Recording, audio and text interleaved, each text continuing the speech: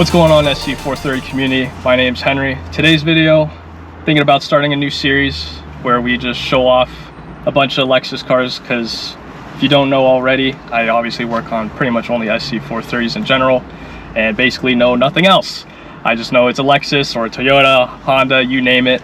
So today I feel like starting this series would be kind of cool, just to, you know, get a better insight on other Lexus cars besides just the SC430 itself, and probably, you know, see what's actually out there, especially, you know, in Arizona. Although it's, you know, super hot out here at times, there's still a lot of people that like to mess around with cars, go out to car shows, things like that. Alrighty, we'll just get started and introduce yourself. My name's Eric. I own the ridiculous IS300 Sport Cross Wagon and trailer. It's on Instagram as at 1.5_ IS300 wagons. So that's on there. So I put some pictures on there. Terrible about keeping that page up, but definitely that's where I've got some pictures. But that kind of gives you more ideas, or, you know, more background on the car. Yeah, I've been in the IS300 world here in Arizona for years now. I bought a Sport Cross probably 2017, 2018, something like that. And then in the course of that, it's been a nice little journey, and here we are with 1.5 of them. Nice. So we'll just get started with just the IS itself. What mods have you done to it? Okay, so for the wagon itself, probably the biggest thing that has been done to it is that I manual swapped it. Now, my idea of manual swapping, or basically with this entire car, was to go with an OEM Plus, or think of it the Lexus station wagon that Lexus should have made. They never made one in a manual. And, you know, part of with never making one in a manual, when I swapped it, I wanted like the cruise control, I wanted the traction buttons, you know, all these things that you never use. Like, I wanted all of that stuff to work, just like as if this thing came from the showroom. And that was my goal. Now, when I bought the car already had like the strut tower brace, and on the underside of it, it's got all the suspension braces, the Cusco braces. I forget even what they're even called, but it goes across the bottom of the suspension down there. Sway bar? It's got the sway bar, but it's like the actual brace. It's like a triangle-shaped brace. Oh, like a reinforcement kind of thing. Yeah, so it's got that. It's got both of them on there. I've done some of the I did majority of the bushings, like the poly bushings that are you get from Figs. Yeah. I try to get everything from Figs just because his stuff is so good. Underneath the hood, it's got a cold air intake, which, you know, on 2JZs really doesn't do anything, but it looks cool. It also has the Figs heat shield. Trying to keep the heat from the exhaust going, you know, out and under the car, not getting soaked back up through the engine. You know, back to the OEM Plus thing, you know, like I did use the OEM pedals. Basically, I had found a donor sedan that was a manual that I believe that thing had been wrecked, and ended up with all the parts off of it. So pedals, gauge cluster, that car that was the donor car only had less than 80,000 miles, so wow. I had to send the gauge cluster off to get matched to the mileage, which was a huge, like, I don't even remember who I used to do it, but it was painful sending off an 80,000 mile cluster to come back with 150 some thousand or 160,000, whatever it was. But beyond that, I've done the interior. I've had the seats done. I've done a carbon fiber vinyl on the centers of the seats, so I don't have the typical IS300 ripped up, torn up seats, and did the carbon fiber inserts there to match the carbon fiber hood that is on the car. Nice. I also noticed you have a 3D printed cup holder too. Yep. That is, remember we were just talking about Cody Graham? Uh-huh. And Cody Graham actually makes these. Nice, yeah. So Yeah, he makes those because the actual original cup holder there is completely useless. Basically every Lexus, right? Right. So yeah, mine is horrible as well. Trying to design something for it because, at least in the SCs, it's all, you know, covered up completely. So to open up the cup holder, you press it in, and then the cup holder kind of just unfolds and pops out. Right. So it sticks out towards the passenger side. So one bump or one arm hit, that thing's flying everywhere. So 3D printing, when it's not as simple as just an insert like this, but yeah, it's really nice though. Yeah, Cody made these, and I've seen, I'm pretty sure he still sells them on eBay, and still makes them. Nice. I think. Now he moved. He used to live in Phoenix, or live in Arizona, and he moved to Florida a few years back. And but he's one of the OG IS300 guys. So if you want to know about turbo and an old 2JZ, he's one smart dude. Yeah, he's a smart dude. Yeah, it's interesting. You were able to, even with the manual swap, get pretty much everything to function as if it was an OEM option 100% for this car. So that's pretty impressive, because most of the time you have to sacrifice that to some degree, right? Because it's usually a wiring issue. Yep. And on the old, there's the old forum, it was myis.com. On that forum there was a few how-tos, and there was like I forget what it was, but there's something with the speed sensor, like the speed is read from a different spot on the 01 cars, and then the 02 and above, and you have to run a wire from the gauge cluster to the ECU or something like that. I'd have to relook it up. I don't remember. I mean, it's been 8 years since I swapped it. So and then there was another thing you had to do for the cruise control to make the cruise control work. So you had to run a wire for that too. So but there's all those how-tos are on that MyIS website, and then I just basically followed those, made it, put it all together, and it worked. So yeah, that's nice. You were able to at least, you know, have some guidance, because I feel like with the SC430, it's nothing. Oh yeah, people will just be like, oh yeah, I've manual swapped it. And I was like, okay, you're gonna show us how you did it? No. Or, oh yeah, I'm the only one that has a supercharged SC430. It's like, well, you're gonna talk about it more? No, just goes MIA completely.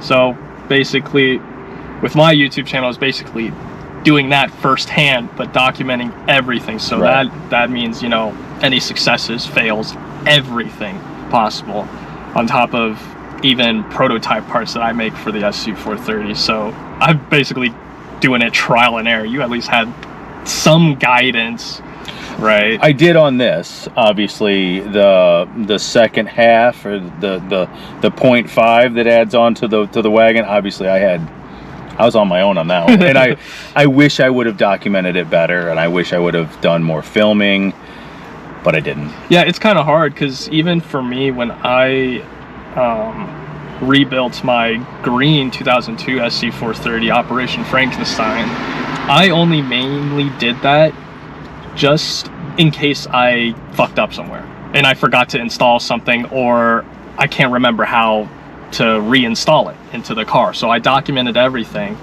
and got super lucky that after repairing and rebuilding, sourcing parts out, repainting, all of that junk, I somehow managed to get it to start the first try after sitting for over 1.5 years. And I did that during Christmas, because my family went out to California and I stayed at home with the dog. So I was just like, why not just, it's beautiful weather during December out here, so it's like, why not do it? And documenting it is kind of tough, because, you know, even while trying to record it, obviously you have to get a decent angle on it, right? So you can at least see what you're doing, right? Or in case, you know, the camera gets in the way, or at least in my case with the GoPro camera, it overheats, the battery dies, so then I'm sitting there, you know, waiting for it to charge or waiting for it to cool down. I'm just wasting time, right? So I was able to rebuild that car in, I want to say, under 3 weeks. 6 episodes of me rebuilding it and finding, because this was my first time going all in with no guidance from my dad, because he was the one that was kind of teaching me the ropes, and my whole backstory on that was for another time. But once I got that thing up and running, everybody absolutely loved it. People wanted me to bring it to car shows, even though it looked like a piece of shit, for 20 plus owners, being wrecked by every single owner except for the first owner and myself.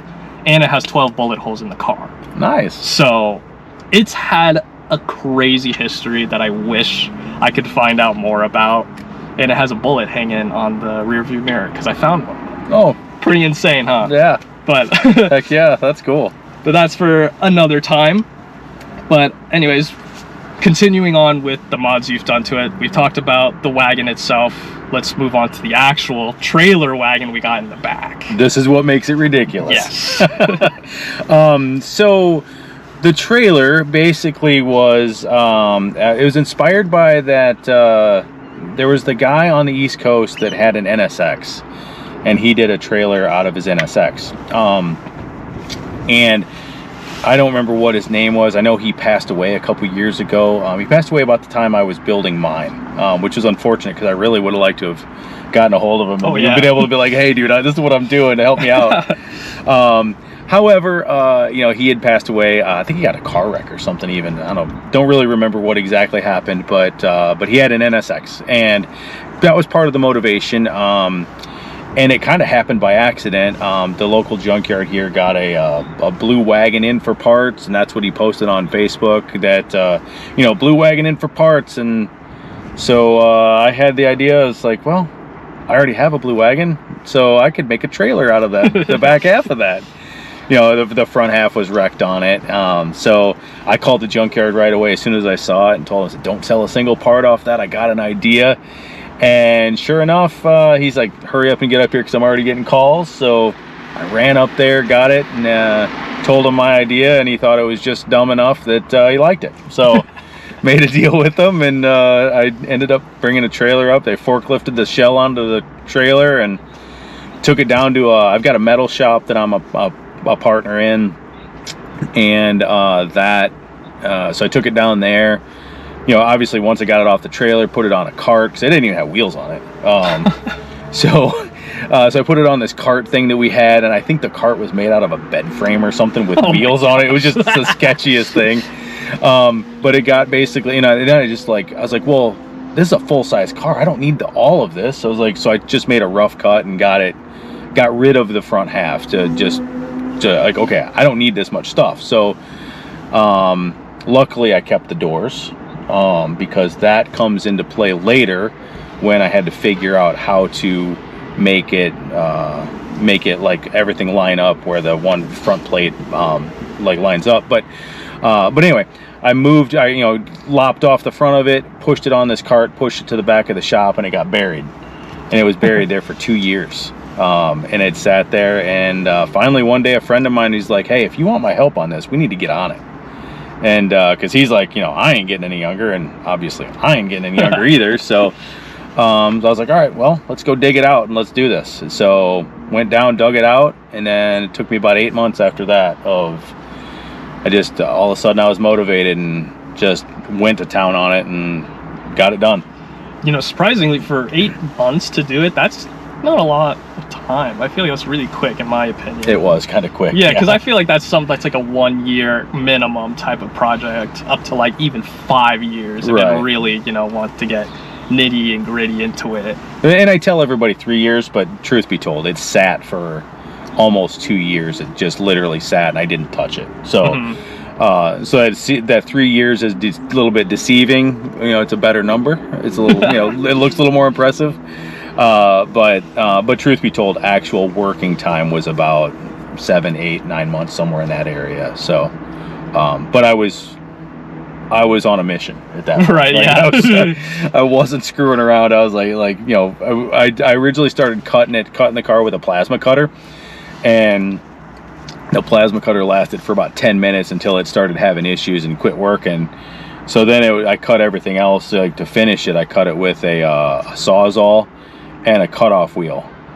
So just the sketchiest way you can possibly do it, and just, you know, just, oh man, it was gnarly, but got it cut, got it where I wanted, and then just like I said, after that it was had to, there was a lot of planning that went into the car that you wouldn't notice unless you really looked at it real close. Like for instance, the tongue, how it goes into that front wall, it actually is welded to the subframe, which was the original part of the car. So it still uses all of the Lexus suspension. I eliminated the differential. I eliminated the majority of the CV shafts that go into the hubs. Just everything. Eliminated the gas tank, the emission canister, most of the muffler. Anything I could do to like save weight, to make it as light as possible. Because I didn't want to have to put airbags on the wagon. In other words, I didn't want to have so much tongue weight that it made the wagon sag down real bad and look like it's like I'm basically a landscaper. Right, yeah. I didn't want that. I wanted it to look like a little sporty little car with this trailer that matches, and like, and that's it worked. Yeah, so, make it look super legit. Yeah.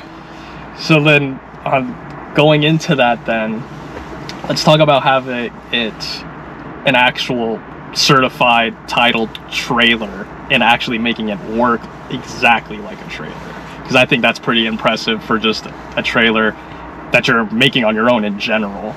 Right. So the titling process was obviously when I bought the shell of the car, the junkyard was like, hey, you can't title this as a car, because they had a salvage certificate or whatever those guys get to, like I couldn't put a new front end on the car and make Unless it you go running through driving. the full inspection process, which is a pain in the butt. But even that, once the junkyard gets it, I'm pretty sure they have a destruction certificate, or so it's something like that, where you can't actually there's no bringing it back. So once it's there, you're done. So I couldn't do that, but being is that I was cutting off the front half of it, which I think I don't think there's any VIN numbers from the original car still left on it. I basically removed all of them, everything that I saw. There's the one by the windshield. I believe there's one on the firewall as well. Door jambs? The door jambs each had one, but those were stickers, so I just peeled those off. Yeah. So yeah, all of the VIN numbers were gone. So then when I took it down to the DMV and basically it's like, here's what it is, and I think I had to do a bonded title or something to make it work. But either way, I got a title for it, and so it's actually running. It's an actual title. It's its own title, its own vehicle. Now when we start talking about how trailers function, like the lighting and the back to the tongue. So the tongue is welded to the subframe. Like, this is one of those things that I had to figure out. So welded the tongue to the subframe, and I didn't want the trailer, like the tongue is here, I didn't want it to be like flopping, because there's so much weight out in front of the, so I didn't want it to go like Pac-Manning down the road. So I made another mounting point where the carrier bearing is. But because the subframe is bushinged, between the subframe and the body, there's bushings. Right. So where the carrier bearing is, I had to put bushings there as well, because if I would have solid mounted that, something would have then something solid and something bushing, so you're just asking for trouble then. So weird stuff like making bushings for a mount that isn't even supposed to be a mount, so I had to do that. So I had to figure that out. So then beyond that, so then once and I made the tongue, like everybody, one of the questions I get quite a bit is, why did I make the tongue as long as I did? And I thought about making it a little bit shorter, and I still could. I have an idea of making the tongue fold, so where if it's in my garage, I can literally fold the tongue up and push it up against the wall, or just get it out of the way more. But I just haven't done that. It's on the list of possible things I could do, like that list that's always a mile long. But continuing on with the trailer aspect of it, you've got your lighting and your wiring, and obviously I removed all of the wiring from the car. So, because all that wiring harness and everything that was going back there was pretty much useless. some of the stuff like the window switches, all the wiring, you know, that's some of that wiring still there, only because I wanted to tie into it. And that's the one thing I haven't figured out yet, is how to make the windows roll up and down. That's also on that list of things that I could do. But the rest of the wiring, like all the lights, the way the lights work, when the trailer is behind my car, which, you know, 99% of the time it's going to be behind this wagon, it has its own special plug. It's an 8-pin plug, and what I had to do, basically, when it's behind the car, like all of the lights all work just like the car. So the turn signals being, you know, left and right, they're the amber lights. Those are on obviously their own signal. The brake lights, and this is where I had to figure it out, was the brake lights. So you've got your right brake light, your left brake light, and your third brake light. Each one of those had to have its own signal. So which on the normal Lexuses, that's different. Or you're like, say my wagon is the tow vehicle. Yeah, it's different in that sense, because that signal is going to be all the same, because your turn signals are actually the amber ones. Mm-hmm. So your brake lights can be that one signal, where I had to separate it on the trailer, so that if I hook the trailer to, say, a different vehicle, like I've got a Tacoma, and I hook that to there, I also have a 4-flat plug where the trailer lights then act like just any other normal trailer. So I didn't have to have that specially plugged on every vehicle that I hook it to. I wanted to have it to where I could just hook it to anything and just drive it around if I need to. You know, if I got to go get tires on it, and just the Tacoma is easier to get to than the wagon, then I just hook it to that and take it, and, you know, whatever the case may be.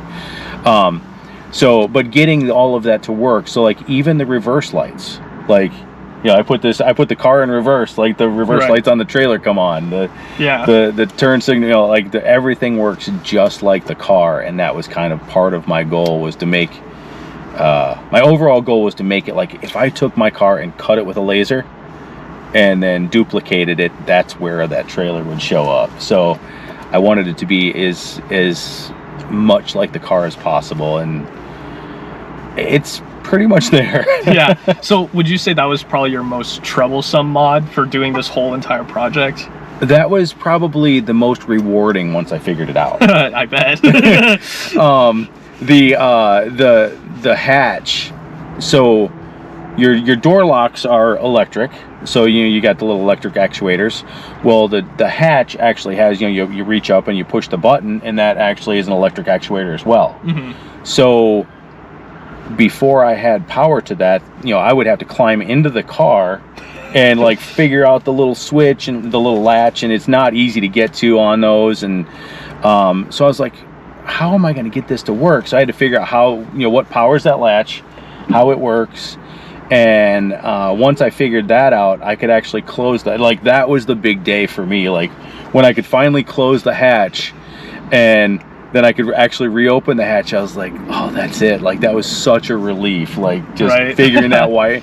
And it sounds like such a dumb thing, but it's, it was,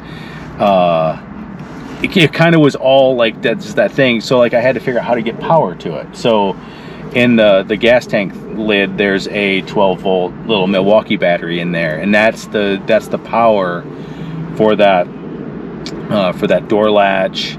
You can use the for the door locks as well. It's their typical Lexus Toyota door locks, so sometimes they work. Usually in Arizona they don't, because they get hot. If it's over 50 degrees or too hot. Yeah, that's literally my green SC. The driver's side only locks when it's cold outside. Otherwise, it doesn't lock at all. Typical Toyota one. So there's that.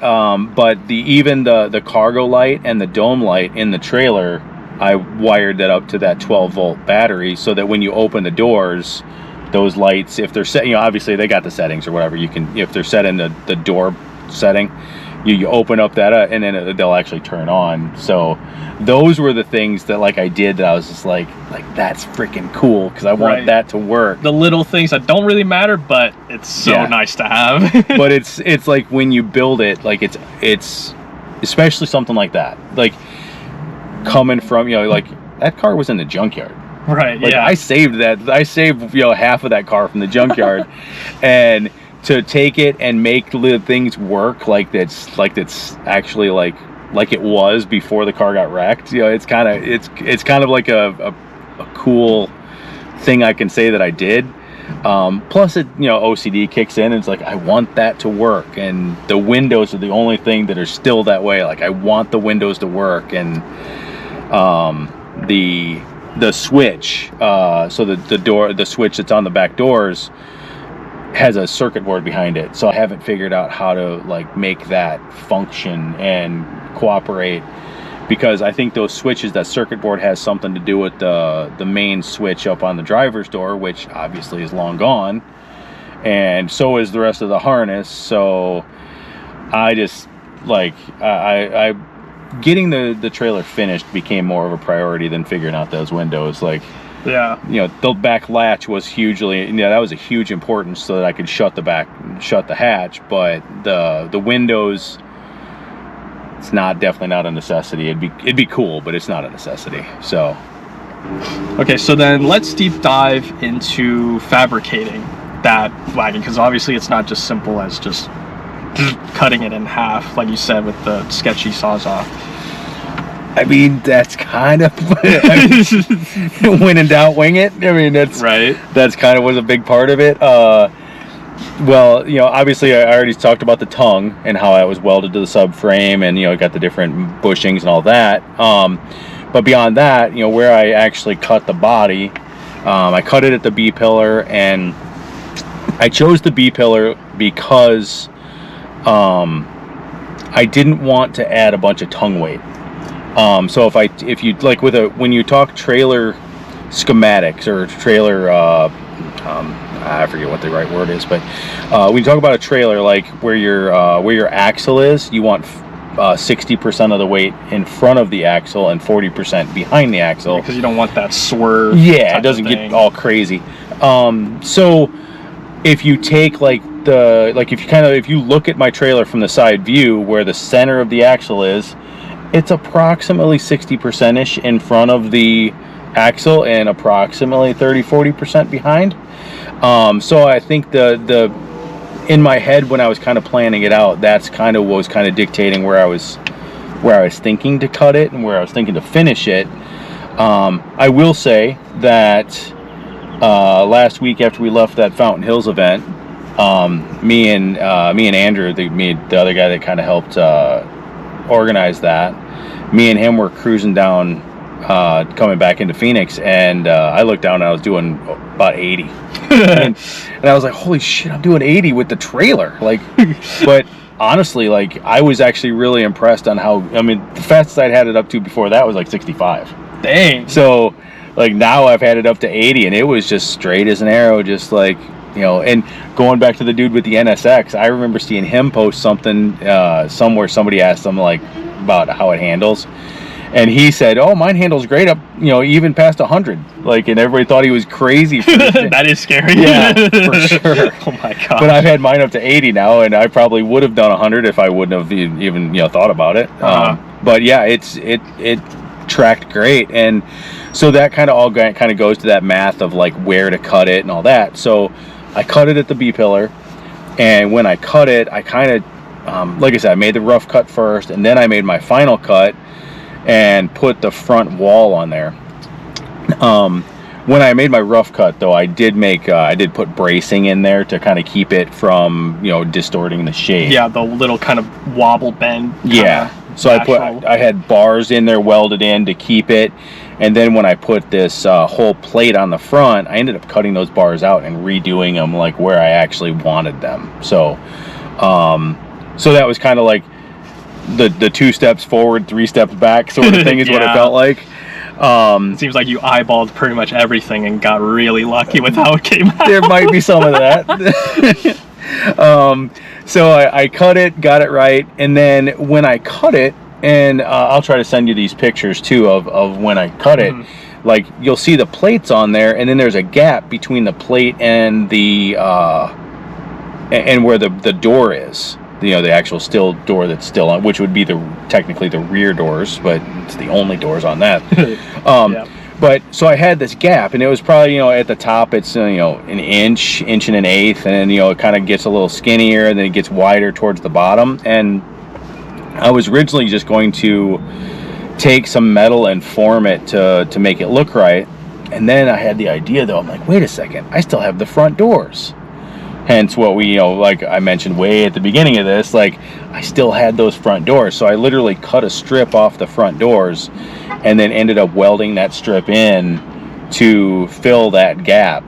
And it worked perfect because, that's actually what should be on the car. That's what's supposed to be there. And it looks right, and so it just like, I'd be lying if I didn't say there was some luck involved with making it end up being as good as it did. But because I've seen, there's, like I said, there's a couple other trailers that have been attempted. There's a sedan one that was Bay Area, California, somewhere, I think. And the last picture I saw of it, for the front panel, it looked like it had pegboard, like what you put in a garage. A pegboard? Yeah. And so, when you talk like, that just didn't look, I mean, as a fabricator, like I'm super picky about how things look, and and obviously I do more than fabricating. My day job, like I was telling you, is I do home inspections, so I got to be picky about what I see. And being picky about what I see then transfers over to when I build something like this. And there's times when I have to tell myself, like, stop, it's a trailer, like it's just a trailer, like cut it out. And so the fabrication process took quite a bit. I made sure it was like I said, the OCD was kicking in. I made sure that strip was right, and then it came down to doing the interior.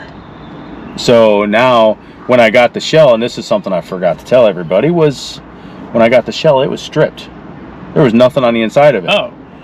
So when going back, obviously this is kind of jumping around the story a little bit, but going way back to when I got it, me and a buddy of mine, Stan, we were like, he was part of me getting it, and I told him, and I said, be on the lookout for interior parts.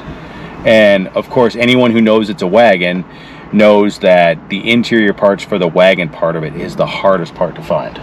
Yeah, because it's not going to be the same as a sedan. No, they're completely different. At least from the rear doors back, it's all different. That's all I got is the rear doors back. Right. So everything I had to find was the hard parts to find, and so just through the course of looking online, ended up finding the guy that actually wrecked the wagon the wagon shell that I bought. He had stripped out the interior, and he was going to basically I'm sure insurance gave him nothing for it. So he's like, well, I'm going to take every part I can and sell it. Mm-hmm. And I ended up finding the guy that actually wrecked it and bought the parts back. That is so crazy. So the only thing he didn't sell me was the rear seat. So I had to source that, and Andy had the junkyard had a rear seat, but it was tan. So I had to do the dye. Oh, okay. I honestly didn't even notice it was dyed. But for dyeing it yourself, that's pretty good. Yeah, I mean, if it would have been in the car, I would have never done that. Like, I'd have sucked it up and spent thousands to buy it. Genuine OEM. But again, that's where it goes back to the wait, this is just a trailer. Like, calm down with the OCD. It's gonna be fine. Like, right. Don't lose sleep over it. So I ended up, but again, found the guy that wrecked the car, told him what I was doing. He was all for it. He was stoked I was gonna save. Even though it's not saving the full shell, at least it's saving part of it and keeping one on the road. And so he was pretty stoked on it, bought the parts back, put it all back together. And so between the body work and that, and, then of course, the only thing really left was paint and, paint and body work. Yeah. And it ain't perfect, but it's a trailer. Right? From a distance, that's all you need to know. From a distance, it looks amazing. even close up, I mean, you can I mean, I don't care what car it is. Yeah, I mean, as an owner, obviously you're gonna know where everything is, right? But from someone like me that doesn't know much about other Lexus cars besides my own, it's amazing to see. It's a crazy creation, because you don't see crazy creations that much anymore, because it costs too much money, or just people just don't know what to do. Right. To make it actually happen, right? So grab a Sawzall. Right. just cut everything. Start cutting. And just go from there. Yeah. Okay, and then we're gonna go to another question that you get all the damn time, and we're gonna ask it again just for video's sake. Have you ever had anybody sit inside of the trailer during a drive or anything? Driving, no. We keep, like me and friends, we keep saying we're gonna do it, but we just haven't done it yet. And now the other question I get all the time is it legal to have anybody back there? And it's a good point. It's definitely not. Oh. Now it's only illegal if you get caught. I mean, there is that, but truth be told, no, it's not legal to do it, but we keep saying we're gonna do it. We just haven't done it yet. Right, so what makes it not legal? Just because there's no airbags? Well, there's no airbags. Seatbelts are still there, yeah. Seatbelts. I mean, and cars all have like their crumple zones and everything, like for safety stuff. Right. And there is no. Makes sense. I mean, you're going to be, flattened pretty much. Yeah, you're eating something on that one, and right. That's going to be bad. So, yeah, it definitely wouldn't be legal to ride back there, but But it has its uses besides passengers, though, right? Oh, you yeah. can actually use it as a trailer if you really need to. Yeah, I mean, I've the fabrication shop that we've got is like, it's not very close to my house, so we had long days at work one time, and I actually slept in the back of the car once. So the backs of these things is big enough to sleep in.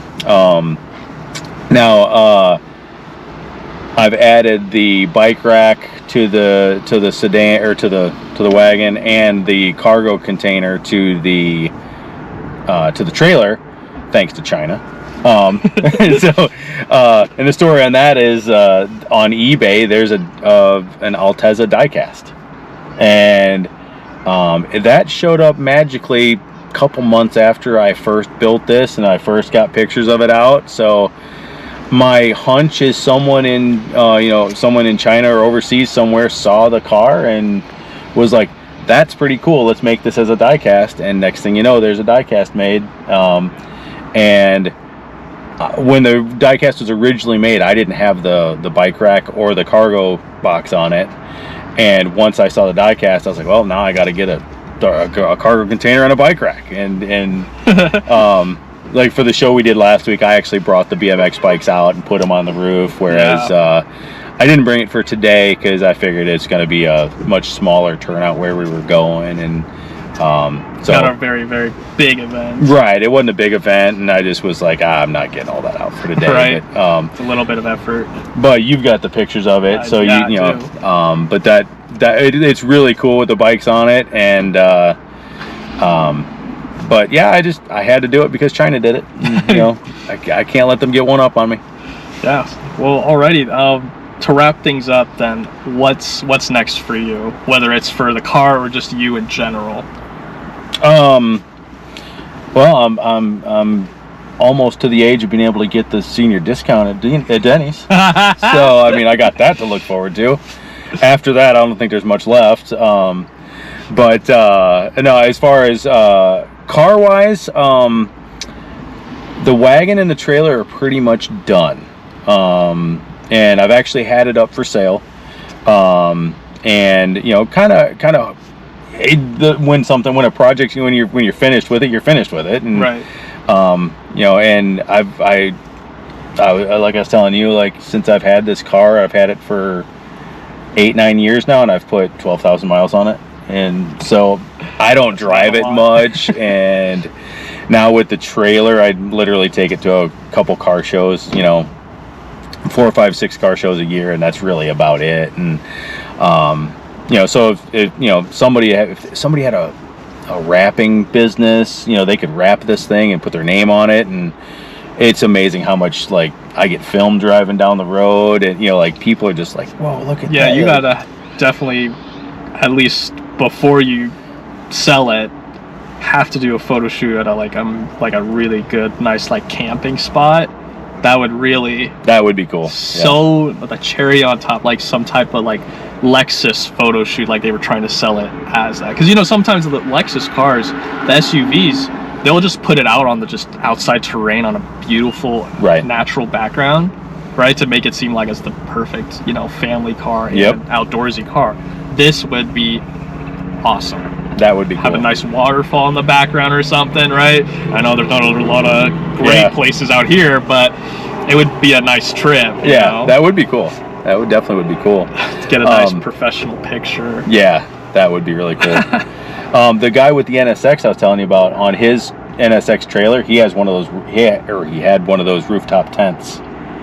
Oh, so okay. like you'd have on the back of a Tacoma or whatever. Right, so like it folds out, and like that's what he had on his. So that's fire. It was pretty cool. And mine, I did the cargo box and the bike rack, obviously, because China did. So I probably would have just left it looking kind of sleek and inconspicuous if they wouldn't have done that. Right. But, here we are. Yeah, so, but it makes it look better. It does. So, it really does. Yeah, but otherwise, I think that's pretty much about it, right? Talked about just about everything about the car. What's next? You're looking to sell this. So then I guess what would be the next project then? I got a couple motorcycles. I got projects with there, and I don't know what I'm going to do with all of those yet. But I just bought a 1990 Honda CRX. Like, it's a nice, it was a yellow one, so it's the Y49, so I got to deal with the Y49 curse, of those of you who know CRXs. And the Y49 curse is something about, like, every Y49 like has a tree fall on it or something weird. Oh, like, it's really? Just, something. Okay. And I got to look into what the actual it is, but it's literally, it's like the well-known, it's the Y49 curse. And it was the yellow ones. Now, to be fair, I had a yellow one like sometime in the 90s, like mid 90s. I had a yellow one, and I only have one picture of that yellow one, and it's a guy I know. He's just sent it to me one day randomly. I guess he was looking through his pictures and he found it and sent me a picture of it. That's the only picture I have of it. It's not even a good picture, but it's just a picture of it. And so now I ran across another one that kind of checked all the boxes for what I was thinking.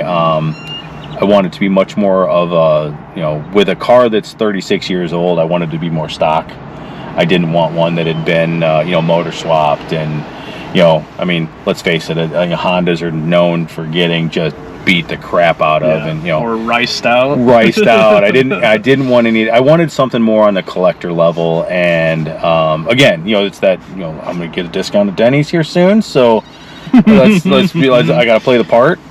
I mean, I haven't made it to like buying a Miata and thinking I'm cool, with the top down on that yet, but that's in the future, I'm sure. It's I'm still in CRX mode, and but I want something, like I said, I wanted something more collector level. And this one kind of checked off the majority of the boxes, and I didn't really want to buy anything till I sold the Lexus, but yeah, here we are. Yeah. Savings isn't happy, but you only live once. Right, so. Right. Well, alrighty. I think that kind of wraps up for this kind of a Lexus showcase. Thank you, Eric. Cool. Well, thanks for having me. Of course. Actually, I'm having you. Yeah. In my car. Yeah, pretty much, right? But if you guys want me to record more things like this, where we just kind of interview other people's Lexus builds, obviously for now Arizona, because we're in Arizona, it's a little bit easier for me. But we'll see how far it takes us, just to get to know everybody that's, in the Lexus world and talk about their builds.